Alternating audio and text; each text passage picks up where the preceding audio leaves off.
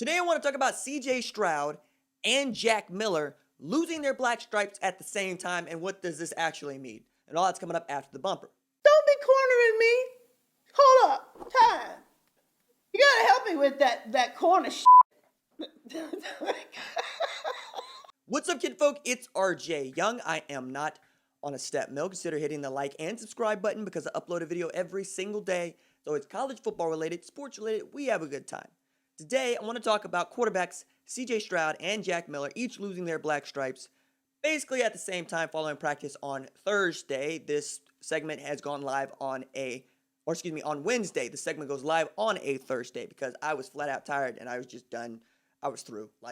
I've had migraines off and on all week, so I have to pick my spots this week. All to say, if you want to be a stickler about it, CJ Stroud lost his black stripe a few minutes before Jack Miller lost his. I'm not going to be that much of a stickler about it, but I also think that Ryan Day is not trying to let anybody know who is ahead in regard to these two true freshmen. And that doesn't matter so much today, but it might matter a little bit later on. And I want to unpack that. But we just need to underline here.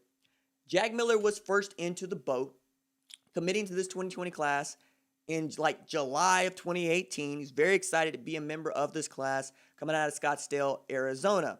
And then December 2019, you get a commitment from CJ Stroud, who did what I say every kid has an opportunity to do. You just need parents that are willing to drive you to all these different places.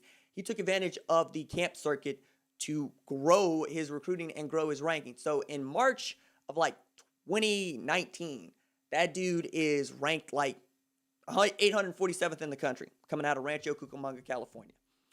By the end of the Elite 11, we're talking about him as a 5-star recruit because he had just demonstrated to everybody who was evaluating quarterbacks during that time that he was one of the best quarterbacks in the class. And nobody'd seen him until he started going against other great quarterbacks with other great skill players. And you got to see he moves so well. He is so accurate with the football. But the same could be said about Jack Miller, because it's actually Letterman Rose, Jeremy Birmingham, who put me on to this point.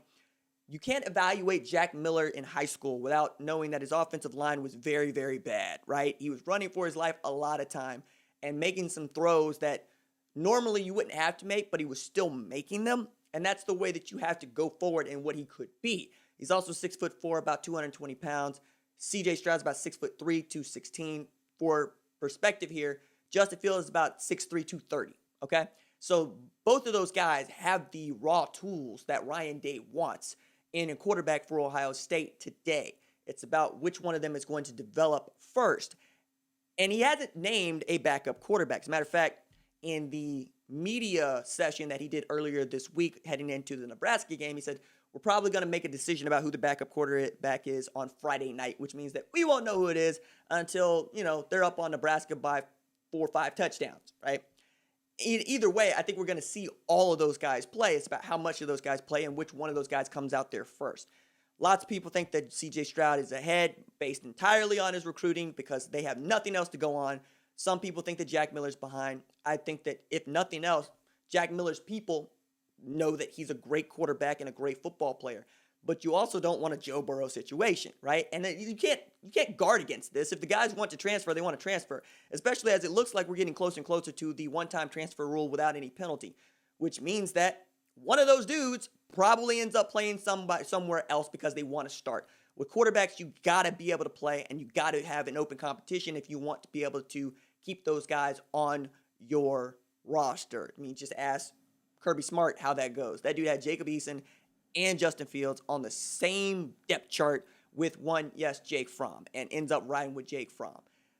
I'm saying that Ryan Day's probably going to have to make the same decision as, 21 class. He's got Kyle McCord coming in here. So he's going to have talented quarterbacks. It's about how many of them actually want to finish their careers at Ohio State rather than just grad transfer to wherever it is they might go. But all of this is moot, right? Because Ohio State they're a 4-15 favorite to win the Big Ten championship, which is absurd, right? That's absurd. But they're that stacked. That's why we're all saying that they have an opportunity to go and do this, right? Another thing to think about is the reason that we believe so much in who Ohio State is because we've got to see who Justin Fields was last year, okay? 41 touchdowns, like 3 interceptions, over 3,000 yards passing. He was brilliant running with the ball. Like, he was outstanding with what they had at their disposal. Like, they didn't actually have to throw the ball as much as they did because they had a 2,000-yard rusher back there in J.K. Dobbins, right? Like, this year, you could probably depend on Justin Fields to throw the ball a little bit more just because J.K. Dobbins isn't back there. But Master Teague apparently has been nothing beyond miraculous in the way that he has returned to form. Like, Day said it. Like, when they got back from quarantine, they're like, wow, you really have been doing this, and you really have been pushing your rehab, and you're going to be able to help us. Say nothing to Trey Sermon, who's going to be that or on the depth chart when they do the tailbacks, because you're going to need all of them, right? You're going to need Marcus Crowley to go in there as well. But I think it's really interesting that Trey Sermon was the first of the newcomers to lose his black stripe to start this thing off. Of course, Court Williams was the first freshman to lose his, and then they lose him to an ACL injury, which sucks. But the more I look at what this group of players could be, the more I'm going, it's Justin Fields that stirs the drink, right? Because it's a different football team if you got to throw Gunnar Hoke or CJ Stroud or Jack Miller back there. Not because they're not good, though we can make an argument about Gunnar Hoke and how good or not good he is. It's because they're young. Like, you don't want an LSU problem if you're Ohio State, right? You don't want to throw out a bunch of really talented dudes that just don't have the experience and maturity to know how to go out there and win football games at this level. That's not what you're trying to do. You need Justin Fields to stay healthy. You need him to be wrapped in bubble wrap because I believe that he is the most important aspect of Ohio State football this year. Full stop, right? You return Wyatt Davis. I get that. You got Sean Wade on the other side. I understand that too. But if you don't have a quarterback that can run that offense in the way that they are used to having that offense run with Ryan Day, it's a bigger problem than I think most people comprehend because you haven't seen what this offense looks like against a good football team without Justin Fields. Like the argument that Ohio State fans would make last year is the same one that most Alabama fans were making about Tua Tagovailoa last year, which is they didn't play a bunch of second halves because in that way he would get to pad his stats. I don't see it that way. I say, could they have beaten Penn State without Justin Fields at quarterback? Maybe. Michigan? Maybe. I mean, you saw what it looked like when they had Chris Chugunov come in there when Justin Fields had to go into the medical tent against Michigan. It didn't look great, right? You were going to have to run the football, and if Don Brown gets to stack the box against you, that's a problem. I think all of that is on the table this year. So if nothing else, maybe you don't want to know which one of these guys is ahead, right? You're going to get to see them play because I think, Ohio State's going to run up the scoreboard on Nebraska, and there's a couple other opponents that they're going to face in this 8-game conference-only schedule that they're going to run up the score on.